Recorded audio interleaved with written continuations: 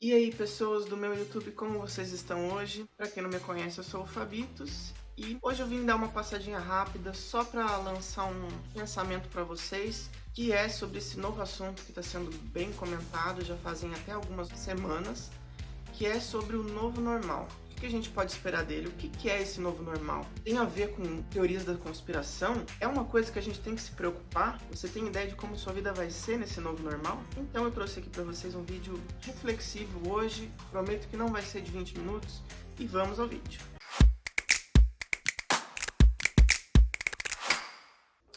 Hoje eu até sentei aqui no sofá, uma coisa mais intimista, pra gente conversar, bater um papo.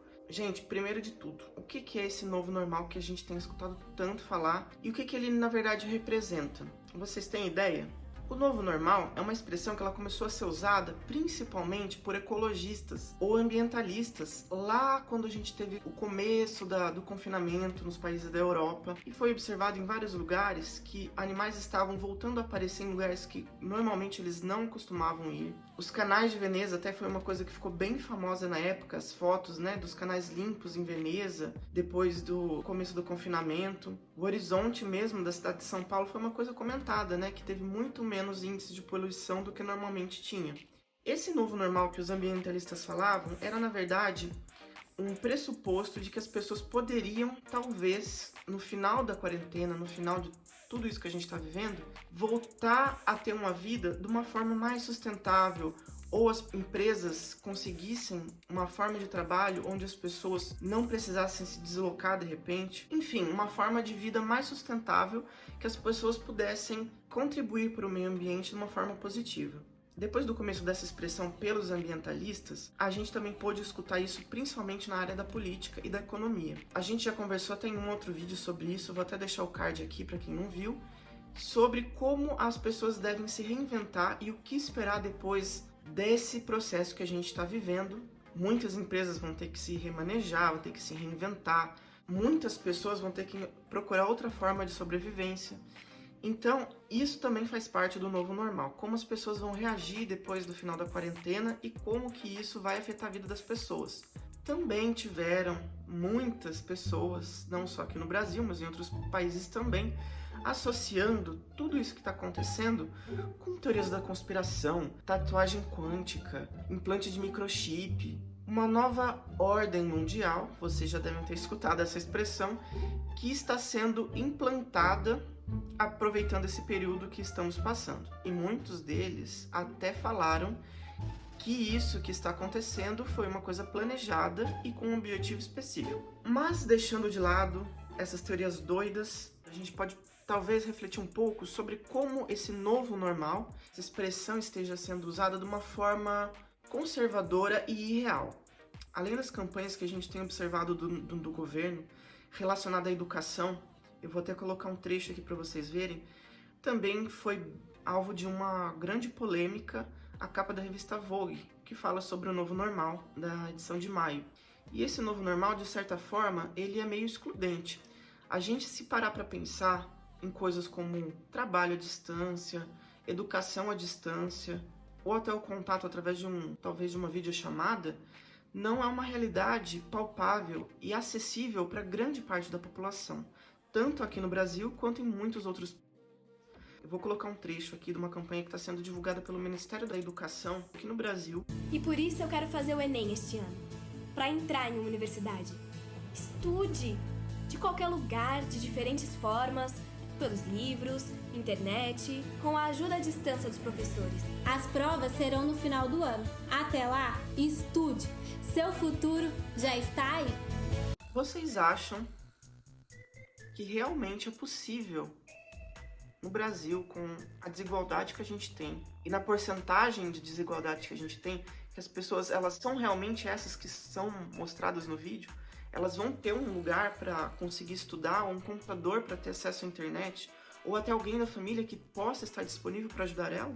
Muitas medidas que estão sendo tomadas para a implantação desse novo normal e para que as pessoas consigam se adaptar a esse novo normal não são realistas e são totalmente ligadas a uma condição de privilégio.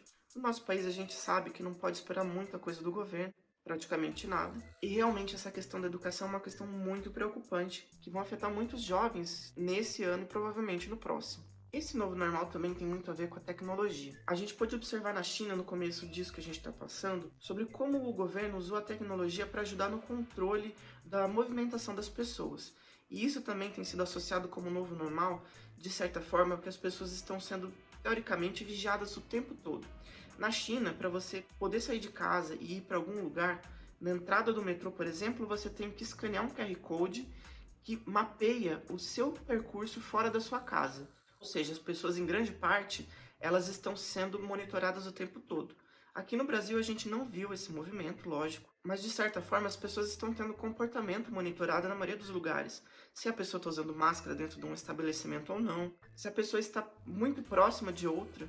Então, talvez até esse novo normal tenha um pouco a ver com as formas de se relacionar. Quanto tempo vocês acham que vai levar para você conseguir tranquilamente abraçar qualquer pessoa que você encontra na rua, ou beijar um crush de repente, sem medo de pegar alguma coisa? Enfim, esse novo normal também tem muito a ver com isso, de como as relações vão passar a se desenrolar no futuro.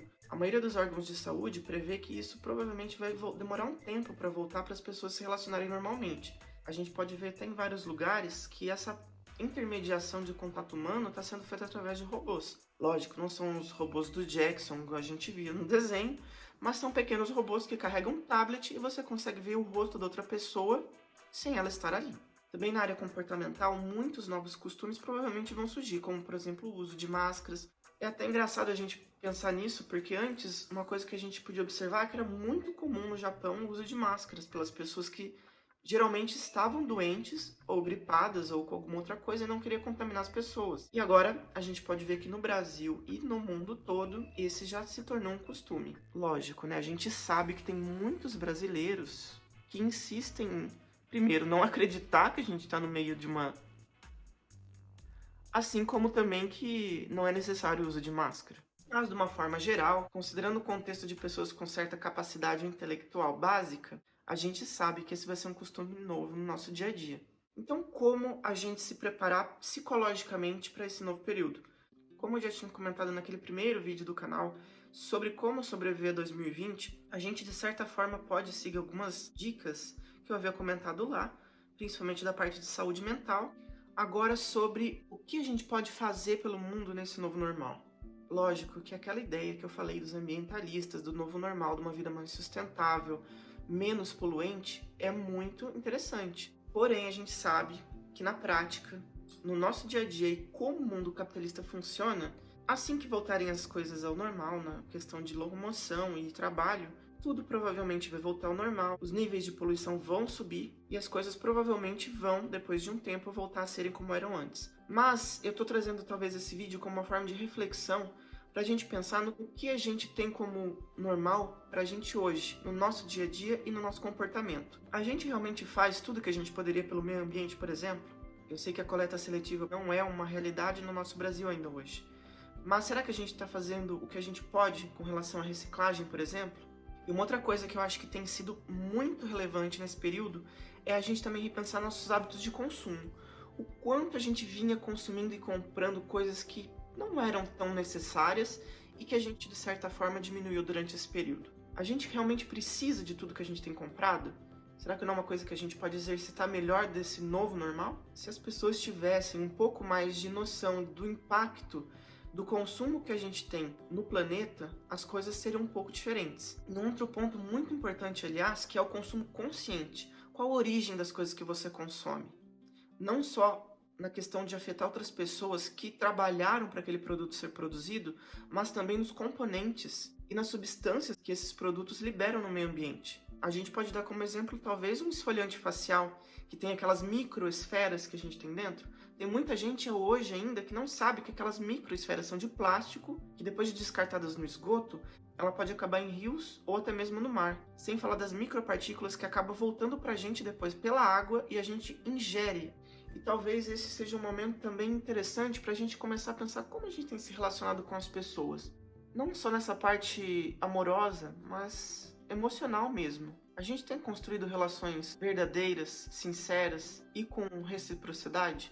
Não só com a nossa família, que às vezes pode ser um pouco difícil de lidar, mas também com amigos e pessoas do trabalho, por exemplo. E isso tem tudo a ver com saúde mental e como o nosso comportamento influencia no bem-estar, não só nosso, mas também de outras pessoas. E claro, dentro desse assunto do novo normal também a gente pode, de repente, falar sobre um assunto que tem sido pauta na última semana e como a gente, em pleno 2020, a gente ainda tem que falar sobre esse assunto. O racismo, o preconceito pela cor de pele ainda é uma coisa presente, é uma coisa tão absurda que eu, sinceramente, não acredito que eu estou tendo que falar num vídeo sobre isso. Esses protestos têm sido muito importantes, não só para a gente reafirmar a necessidade de conversar sobre isso novamente, mas também para a gente ver como ainda existem muitas pessoas, se a gente pode chamar isso de pessoas, que ainda têm um comportamento racista. Então a gente que tem total consciência sobre esse assunto e sabe da importância da discussão disso, o que a gente pode fazer talvez de casa para ajudar nessa questão, se você não pode sair para protestar? Por que não exaltar, divulgar, falar sobre autores, artistas, escritores pretos que podem gerar essa representatividade? Uma outra forma muito importante também de a gente aproveitar nosso privilégio branco, por exemplo, é educando outras pessoas que ainda não têm total noção sobre o que é racismo e até um racismo velado em certas expressões que as pessoas ainda hoje usam. Conversar com pessoas que têm filhos e falar da importância da representatividade e da educação da criança, de como esse assunto é importante ser falado. E até um assunto polêmico que eu vou entrar aqui para falar com vocês hoje, que é sobre o lugar de fala.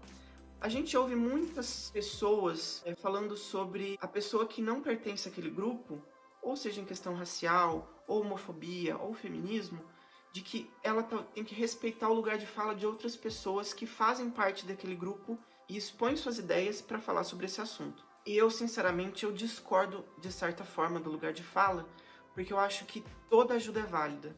As pessoas que têm consciência e que querem ajudar na causa também têm voz e precisam usar da sua voz para ajudar nessa questão. Lógico que tem assuntos e certos critérios que a gente realmente tem que respeitar o lugar de fala, porque é uma coisa que a gente não tem conhecimento e não tem vivência real dentro daquilo. Mas eu acho que essa visão de respeitar o lugar de fala é um pouco limitante na ajuda que as pessoas podem dar para a gente contornar muitas dessas situações onde ainda existe preconceito. Bom, voltando para o assunto do novo normal, como está sendo o início desse novo normal para vocês? Vocês estão notando alguma coisa de diferente no dia a dia de vocês, no comportamento ou até na forma de interação social das pessoas? Comentem aqui embaixo, deixem também a visão de vocês sobre esse assunto, quero muito conversar sobre isso com vocês. E, gente, por hoje é só, são só alguns pontos interessantes que eu trouxe pra gente refletir sobre. Semana que vem a gente se vê de novo por aqui. Tchau!